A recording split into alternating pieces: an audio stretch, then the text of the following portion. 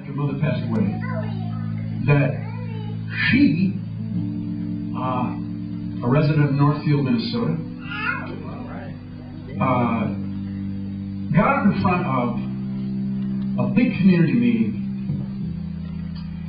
and gave a passionate speech on behalf of local businesses and against the impending incursion of a Target store in Northfield.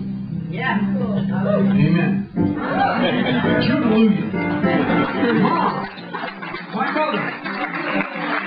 She talked about things being shipped in from a great distance.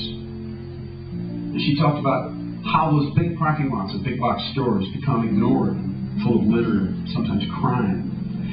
She talked about that economy years and years and years before some of us began campaigning against consumerism and militarism.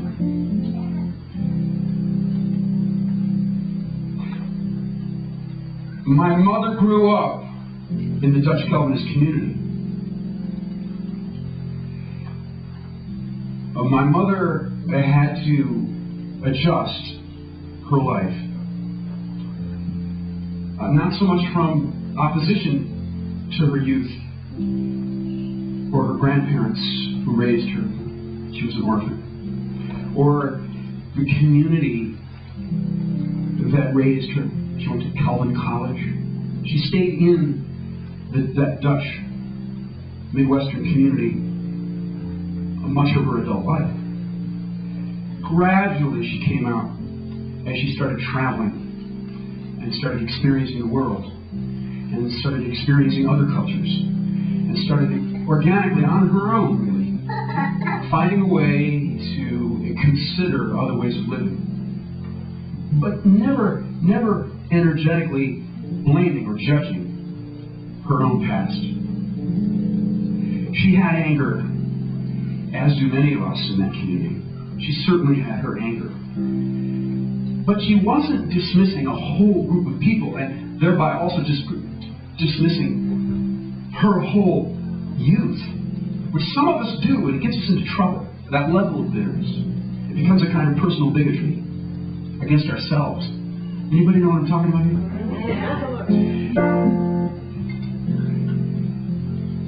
She loved Christmas.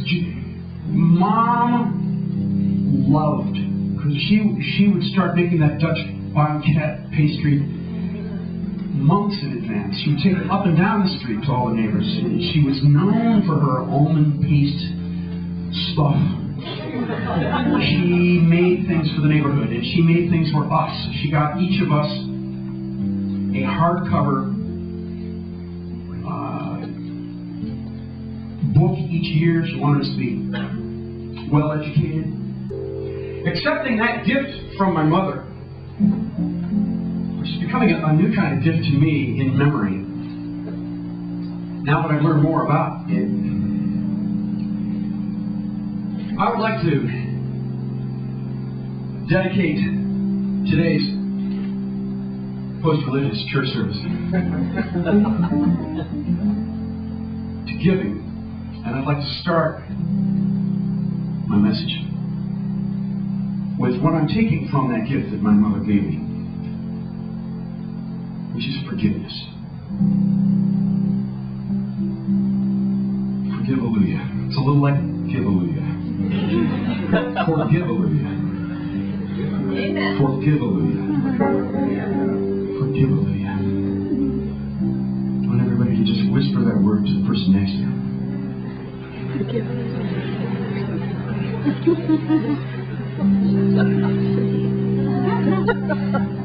Amen.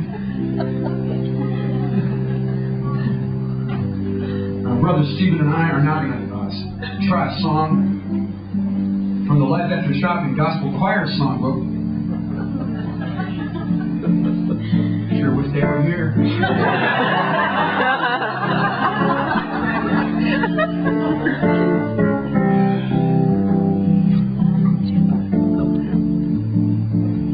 Blessed are you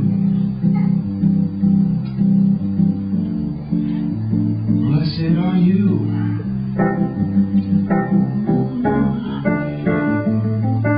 Blessed are you.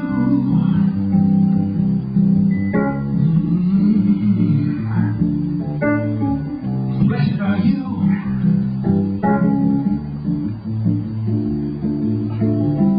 Blessed are you. Blessed are the consumers. God, we don't have to live our life through products. Blessed are you. Blessed are you. Blessed is the ordinary American citizen who holds on to a patch of public commons. Oh, you are the new world. Blessed are you.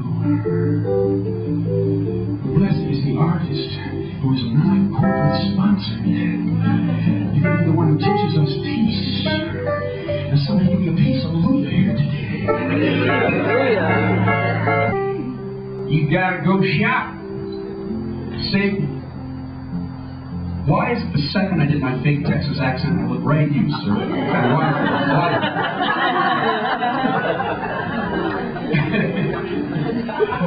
Thank you, the sound's working, isn't it?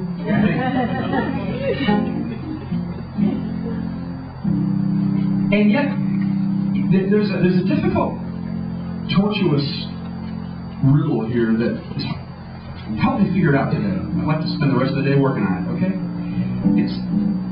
We're told that we have to save the economy by shopping. And then we have this constant explanation of how this is going to help, and we're supposed to become emotionally involved with the charts, the ups and downs, and then we're supposed to become involved with the retail grosses, the way that you become involved with movie grosses. This is supposed to be a story now that we become emotionally involved with somehow. Jim Carrey's movie had a disappointing gross. Poor Jim. And he still cashed his $20 million check, I wonder.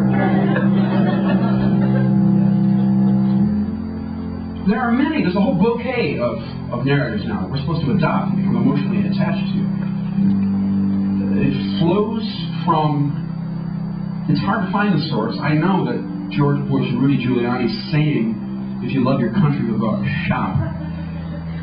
That's the smoking gun for, oh, stop using gun metaphors.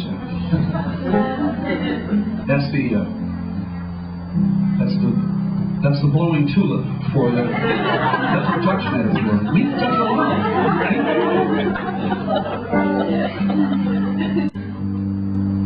We're supposed to be emotionally involved with the fortunes of our automobile people in Detroit, and we're supposed to buy cars. We're supposed to fill that parking lot.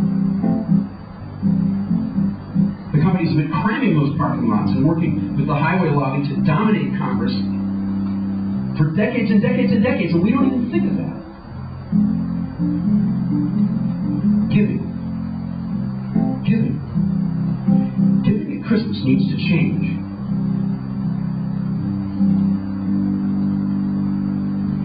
Giving is an economy. Giving is a radical opportunity. We have been radical Americans on a few occasions. We started this country opposing the fearsome, awesome British Empire. I just read a diary entry of some people who lived in Manhattan, and just what it was like for the redcoats to come off those ships and start marching around. Impressive logo.